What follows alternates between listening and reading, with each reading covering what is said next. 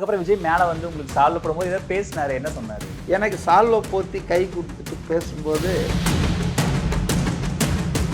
ஐஸ்வர்யா கருத்தரித்தல் மையங்களில் ஜனவரி 30 முதல் பிப்ரவரி 5 வரை இலவச ஆலோசனை மற்றும் சிகிச்சைகளில் மாபெரும் சிறப்பு சலுகை. தாவேகா துவங்கிய முதல் நாளிலிருந்து இது நாள் வரையில் எந்த இடன் அஜெண்டாவும் இல்லாமல், எந்த பலனையும் எதிர்பார்க்காமல், மனசாட்சி விரோதம் இல்லாமல், அதனுடைய ப்ளஸ் மைனஸ் ஒரு 2 வருஷத்தில் கட்சியை தொடங்கின நீங்கள் இவ்வளோ பெரிய இமாலய வளர்ச்சி, அசூர வளர்ச்சின்னு நான் சொன்னேன். இது வந்து ரொம்ப விஷயம், நல்ல விஷயம், பாராட்டுறேன். நீங்கள் வந்து கண்டிப்பாக எப்படி அதை ரிசீவ் பண்ணிட்டாரு? அந்த நெருக்கடியான கரூர் சமயத்தில் கூட 1 மாத காலம் தாவேகாவினரே எல்லாம் அமைதியான போது கூட நான் வந்து நியாயத்தின் பக்கம் நின்று அவங்களுக்கு எதிராக நடந்த அத்தனை அவதூறுகளுக்கும் பதில் கொடுத்துட்டு இருந்தேன். இந்த அந்த ஒப்பீனியன் சர்வே ரிலீஸ் ஆகும்போது அவர் சொன்ன ஒரு விஷயத்தை நான் அங்கே உண்மையை சொல்ல, அதை சொன்னால் டிஸ்கரேஜிங்காக இருக்கும்ன்றதுக்காக பொய் சொல்லக்கூடாது, ஆனால் உண்மையை சொல்லாமல் மறைத்து. என்ன உண்மை? தமிழ்நாட்டில் அரசியல் களத்தில் 2026 சட்டமன்ற தேர்தலில் மோதி கொண்டிருப்பது 2 பேர். யாரானா திமுக, தாவேகா. 2 பேருக்கு இடையே Rubilux paints, best quality, best value for money. உங்கள் பேர் சொல்லும் paint Rubilux paints. News glitz நேயர்களுக்கு வணக்கம். இன்றைய சிறப்பு நேர்காணலில் நம்மோடு அரசியல் திறனாய்வாளர் திரு சி.கே. மதிவாணன் நம்மோடு இணைந்திருக்கிறார். அவரை வரவேற்று நிகழ்ச்சிக்கு போகலாம். சார் வணக்கம். சார் வணக்கம். சார், எல்லாரும் பயங்கர சர்ப்ரைஸாக பார்க்குறது தாவேகா மேடையில் அரசியல் விமர்சகர் இந்த கட்சியில் இல்லைங்க அப்படின்னு அங்கேயே சொன்னாலும் அங்கே சில முக்கியமான கருத்துக்கள்லாம் பதிவு பண்ணார். ஏன் தாவேகா மேடையில் என்ன நடந்தது? கட்சியில் சேர்றதா ஐடியா இருக்கா? இதுக்கு முன்னால் உங்களுக்கு பதில் சொல்கிறதுக்கு முன்னால் நான் உங்களுக்கு ஒரு எதிர்கேள்வி கேட்குறேன். Pandey, N Ram, S sir, ஜென் ராம், இது மாதிரி பல பத்திரிகையாளர்கள் திமுக மேடைகளில் பேசுகிறேன், திமுக விழாக்களில் கலந்து கொள்வதை நான் பார்த்திருக்கிறேன். நீங்களும் பார்த்திருப்பீர்கள். நீங்கள் யாரையாவது அவங்கள நீங்கள் திமுகவில் சேர்றீங்களா, சேர்ந்துட்டீங்களான்னு கேட்டிருப்பீங்களா? விமர்சனம் அவங்க மேலே இருக்குல்ல? இல்லை. அதாவது விமர்சனம் இருப்பது வேறு. அதாவதுங்க, ஒரு ஊடகவியலாளர் மாதிரி நீங்கள் ஒரு கட்சி விழாவில் கலந்துக்கிறது தப்பு இல்லை. ஓகே. கட்சி கூட்டங்கள் என்பது வேறு, விழா என்பது வேறு. கூட்டங்கள்னா செயற்குழு, நிர்வாகக்குழு, பொதுக்குழு, செயல் வீரர்கள் கூட்டம், இதெல்லாம் வந்து கட்சி உறுப்பினர் இல்லாத ஒரு ஆள் கலந்துக்கூடாது. Correct sir. அப்படி கலந்துக்கிட்டாருன்னா அவர் அந்த கட்சியில் இருக்கிறாருன்னு அர்த்தம். விழாக்கள் யாரை வேணா அவங்க கூப்பிடலாம், சீஃப் கெஸ்ட், ஸ்பெஷல் இன்வைட்டீஸ், யாரை வேணாலும் கூப்பிடலாம், கௌரவிக்கலாம், அவங்கள பயன்படுத்திக்கலாம். ஸோ இது வந்து 3ஆம் ஆண்டு தொடக்க விழா தான். 2 வருஷம் முடிஞ்சிருக்கு, 3வது தொடக்க விழா. நான் வந்து தாவேகா துவங்கிய முதல் நாளிலிருந்து இது நாள் வரையில் எந்த இடன் அஜெண்டாவும் இல்லாமல், எந்த பலனையும் எதிர்பார்க்காமல், மனசாட்சிக்கு விரோதம் இல்லாமல், அதனுடைய ப்ளஸ் மைனஸ் அது வந்து ஓவராலாக ப்ளஸ்ஸாக இருக்குது. சில மைனஸ் இல்லாமல் இல்லை, அதுலேயும் நான் அப்பப்போ சொல்லியிருக்கிறேன். ஆனால் ஓவராலாக பார்த்தீங்கன்னா குணம் நாடி குற்றம் நாடி அவற்றுள் மிகை நாடி மிக்க கொள்ளல், குணம் நிறைய இருக்குது. ஆகவே அதை ஆதரிப்பதுன்னு நான் துவக்கத்திலிருந்தே பண்ணியிருக்கேன்.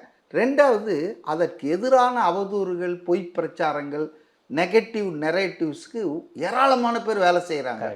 அப்போ ஒரு நல்லவங்களுக்கு துணை போகிறதுக்கு நம்மளை யாரும் சொல்லி செய்ய வேணாம்.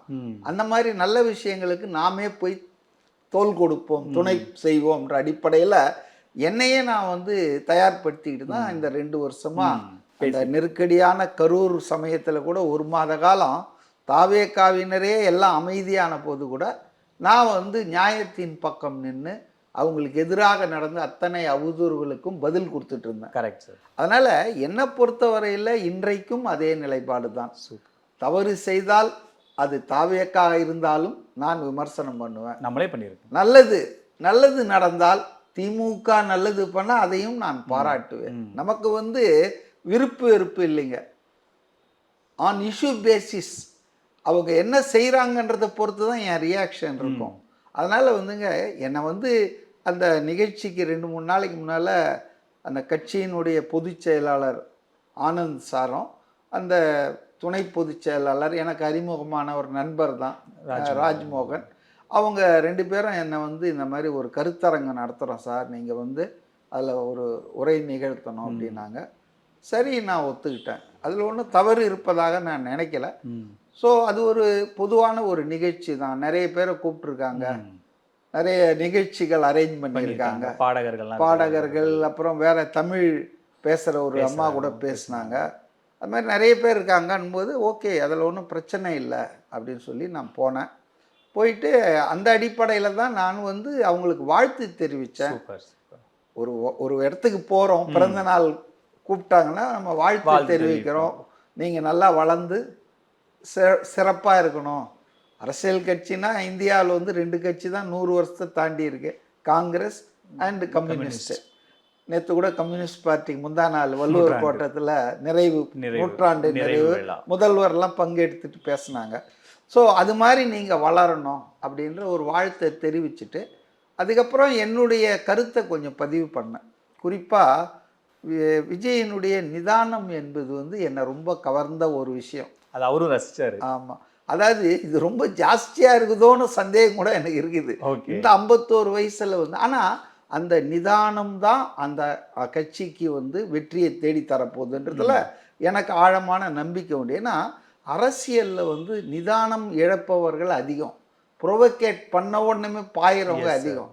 அப்போ ஒரு நபர் வந்து எல்லாத்தையும் கடந்து போகிறாரு சிரிச்சுக்கிட்டே அமைதியான்றது அவ்வளோ ஈஸியாக நமக்குள்ளே வராது. அது ரொம்ப பெரிய கஷ்டம். அப்போ அதை வந்து 51 வயசில் விஜய் பெற்றிருப்பது இன் அபண்டன்ஸ், அது வந்து பாராட்டுக்குரியது. நான் அதை சொல்லிவிட்டு அவன் என்ன சொன்னா, மற்றவங்கெல்லாம் எல்லாரும் சொல்கிறாங்க, என்னுடைய பாயிண்ட் என்னென்னா ஃபோக்கலாக நீங்கள் பண்ண வேண்டியது இந்த 2 கட்சிகளுக்கு மாற்று என்ன, எது உங்களை வேறுபடுத்துது, அவங்க 2 பேரும் செய்யாததை நீங்கள் என்ன செய்ய போகிறீங்கன்னு சொல்கிறாதான் மக்கள்கிட்ட மையமாக உங்கள் கேம்பெயின் அதில் தான் போகணும். அதில் வந்து லஞ்சம் ஊழல் அற்ற நேர்மையான அரசு நிர்வாகம், இது மக்கள் ஏங்கிட்டு இருக்காங்க ரொம்ப வருஷமாக. இந்த 2 பேரும் அதை கொடுக்க தவறிட்டாங்க. அதனால் நீங்கள் அதை தருவோம், உறுதி செய்வோம்ன்ற அந்த பாயிண்ட்டை ஃபோக்கஸ் பண்ணிங்கன்னா அது எடுபடும் மக்கள்கிட்ட. மக்களும் அதுக்காக காத்திருக்கிறாங்க. உங்கள் மேலேயும் வந்து எந்த களங்கமும் இல்லை, ஃப்ரெஷ்ஷாக ஸ்டார்ட் பண்ணுறீங்க. அதனால் இப்போ அதிமுக சொன்னால் திமுக உடனே அவங்க பட்டியல் எடுப்பாங்க, திமுக மேலே அதிமுக பட்டியல் எடுப்பாங்க, உன்னை பற்றி தெரியாதான்னு. அதனால் இந்த பிரச்சனை உங்களுக்கு இது வராது. Because you are never in the power, you R A fresh political party. அதனால் இது உங்களுக்கு ரொம்ப எடுப்பாக இருக்கும்னு சொல்லிட்டு அதை முந்தா நாள் ராத்திரி ஒருத்தர் என் நண்பர் ஒரு ஊடகவியலாளர் கேரளாவில் ஒரு ஒப்பீனியன் சர்வேவை ரிலீஸ் பண்ணியிருந்தார். அது வந்து எனக்கு சொல்லணும்னு நினச்சேன், எல்லாத்தையும் சொல்லலை, ஒரு 2 பாயிண்ட்டை மட்டும் சொன்னேன். அதாவது 1,28,000 பேர்கிட்ட சாம்பிள் பண்ணி மிக விரிவாக ஒரு 2 வாரம் தமிழ்நாட்டில் நடத்தி 234 தொகுதியிலையும் அவங்க சாம்பிள் எடுத்திருக்காங்க. அதுவும் எல்லா விதமான கிராஸ் செக்ஷனையும் பார்த்துருக்காங்க. படித்தவன், படிக்காதவன், வேலை செய்யாதவன், வேலையில் இருக்கிறவன், ஆண் பெண், அது இல்லாமல் கிராமம் நகரம், எல்லா விதமான சோஷியல் செக்ஷனையும் கவர் பண்ணி அவங்க எடுத்த இந்த அந்த ஒப்பீனியன் சர்வே ரிலீஸ் ஆகும்போது அவர் சொன்ன ஒரு விஷயத்தை நான் அங்கே உண்மையை சொல்ல, அதை சொன்னால் டிஸ்கரேஜிங்காக இருக்கும்ன்றதுக்காக பொய் சொல்லக்கூடாது, ஆனால் உண்மையை சொல்லாமல் மறைத்தேன். என்ன உண்மைன்னா, இன்னைக்கு இருக்கக்கூடிய சூழலில் தமிழகத்தில் தொங்கு சட்டமன்றம் தான் வரும், எந்த கட்சிக்கும் அணிக்கும் பெரும்பான்மை கிடைக்காது. இதை போய் நான் அவங்க துவக்க விழாவில் சொல்ல வேணான்றதால அதை மட்டும் நான் இது பண்ணிட்டேன், சப்ரஸ் பண்ணிட்டேன். ஆச்சா, மற்ற விஷயங்கள்லாம் சொன்னேன். அதாவது மற்ற விஷயங்கள் என்னன்னா நமக்கு பொதுவாக தெரிஞ்சது தான். தமிழ்நாட்டின் அரசியல் களத்தில் 2026 சட்டமன்ற தேர்தலில் மோதி கொண்டிருப்பது 2 பேர். யாரானா திமுக தாவேக. 2 பேருக்கு இடையே சொற்பமான பர்சன்டேஜ், 1-2% தான் வித்தியாசம் இருக்குது. இது எந்த நேரத்துலையுமே யாரும் மீறலாம். அப்போது தாவேகா தலைவர் பல மாதங்களுக்கு முன்பே சொன்னது தான் இன்னைக்கு களத்தில் இருக்குதுன்றது இந்த சர்வே மீண்டும் அதை உறுதிப்படுத்தி இருக்குது. The fight is between DMK and TVK.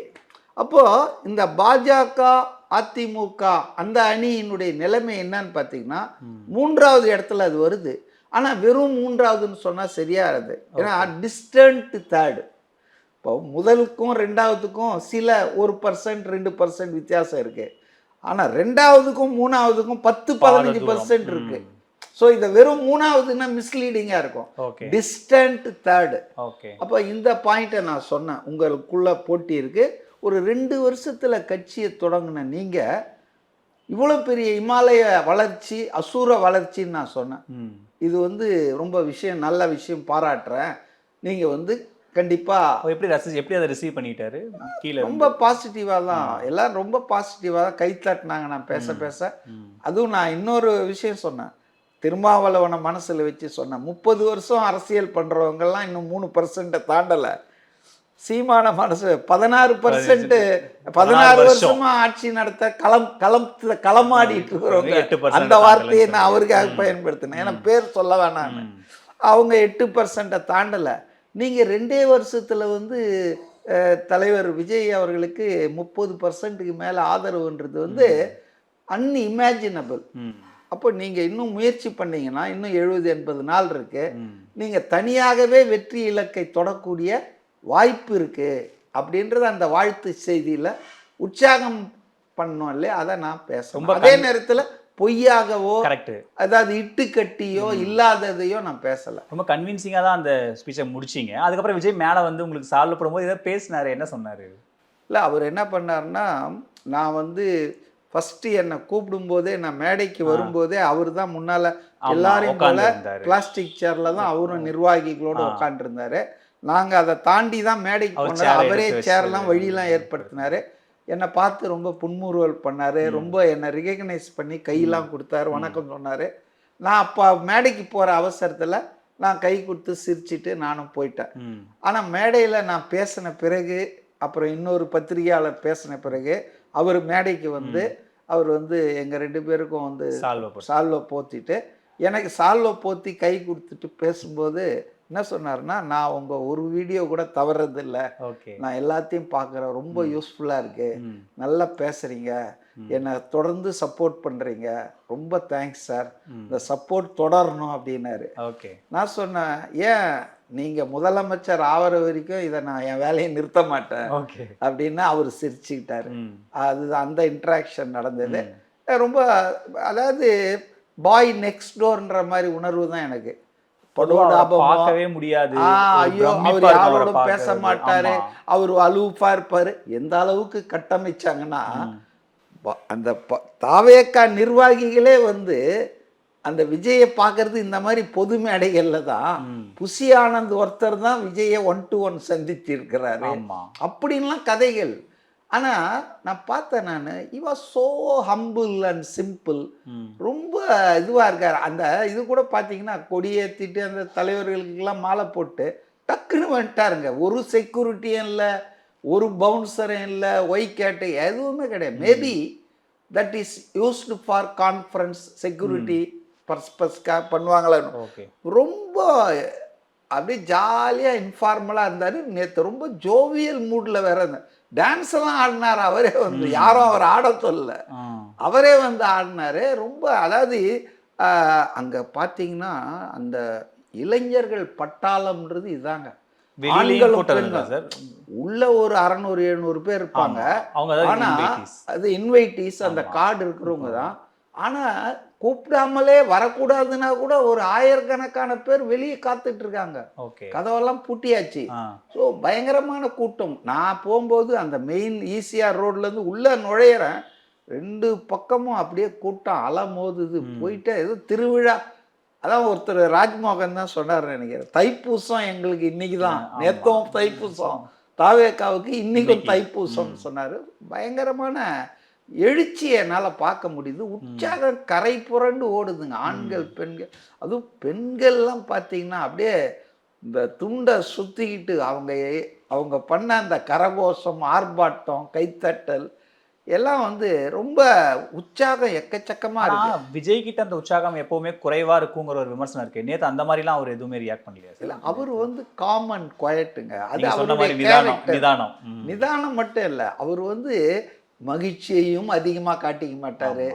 சோதனை துக்கம் வந்தாலும் எல்லாத்தையும் அப்படியே சமமாக பாதிக்கிறாரு. அது வந்து ஒரு நல்ல பண்பு தானுங்களா. எதையுமே அதாவது face is the index of the மைண்டுன்னுவாங்க. yes, yes. ஆனால் அவர் மனசில் என்ன இருக்குதுன்றது நீங்கள் ஒரு ஃபேஸை வச்சு கண்டுபிடிக்கவே முடியாது. அப்படியே இருப்பார், அமைதியாக இருப்பார். அதனால் அவருக்கு இல்லாத அழுத்தமா இப்போ எவ்வளோ அழுத்தம் இருக்குது. இப்போ ஜனநாயகன் படமே இன்னைக்கு பாருங்கள், என்னைக்கு வரோன்னு இந்து பேப்பரில் அதை பற்றி ஒரு ஆர்டிக்கல் எழுதியிருக்காங்க இன்றைக்கி. அது ஒன்றும் பெரிய ஸ்டேட் சீக்ரெட் மாதிரி தகவல்லாம் நாங்கள் சொல்ல மாட்டோன்னு அந்த அதிகாரி சொல்லியிருக்கார், சென்சார் அதிகாரி. நீங்கள் சொல்லாமலே இருங்க, இதன் ஒன்று பொருட்டே பாஜக படுதோல்வி அடைய போகுது பாருங்க. எல்லாத்தையும் பார்த்துட்டு தான் இருக்காங்க. அதுக்கப்புறம் பேசி முடிச்சதுக்கு அப்புறமா திரும்ப வர பார்க்க வாய்ப்பு கிடைச்சதா சார்? இல்லை மற்ற நிர்வாகிகள்ட்டெல்லாம் உரையாடினீங்களா? அவங்கலாம் என்ன சொல்றாங்க? இல்லை அவரை நான் பார்க்கல. அது முடிஞ்ச பிறகு எல்லாரும் வாழ்த்து தெரிவித்தாங்க, அவருக்கு ஷாலு பூங்கொத்துலாம் கொடுத்தாங்க. அது முடிஞ்ச உடனே அவர் போயிட்டாரு. மற்றவர்கள், அதாவது கூட்டத்தை தொடங்குறதுக்கு முன்னாலே நான் வந்து ஒரு கான்ஃபரன்ஸ் ஹாலில் கூட்டு போயிருந்தாங்க. அங்கே பார்த்தேன் செங்கோட்டையன், ஆதவ் அர்ஜுனா, அருண்ராஜ் சார், அப்புறம் ஃபெலிக்ஸு, இந்த ஜெகதீஷ் பாண்டியன், இப்படி அந்த அவங்க முக்கியமான ஆட்கள்லாம் பார்த்தோம், பேசிகிட்டு இருந்தோம். எல்லாரும் வரவேற்றாங்க. அந்த எம்எல்ஏஸ், இந்த எக்ஸ் எம்எல்ஏஸ் கூட நிறைய, ஸ்ரீவைகுண்டம் அந்த எம்எல்ஏ செல்வின், அப்புறம் அந்த வால்பாறையில் ஒரு எம்எல்ஏ, அப்புறம் ஸ்ரீதர், அப்புறம் ராஜலட்சுமி மயிலாப்பூர், இவங்கெல்லாம் வந்தாங்க, பேசிகிட்டு இருந்தோம். நிறைய பேர் அங்கே என்னை பார்த்து என்ன சொன்னாங்கன்னா, உங்களை வந்து நாங்கள் இங்கே எதிர்பார்க்கவே இல்லை, ரொம்ப சந்தோஷம் சார் அப்படின்னு. நூற்றுக்கணக்கான பேர் என்கிட்ட வந்து ஃபோட்டோ எடுத்துக்கினாங்க, என்கிட்ட பாராட்டினாங்க, கை குலுங்கினாங்க. உங்களை மாதிரி நடுநிலையாக பேசுகிறது நிறைய பேர் கிடையாது சார் அப்படின்னாங்க. ஸோ ரொம்ப சந்தோஷமாக இருந்தது இன்ட்ராக்ஷன்.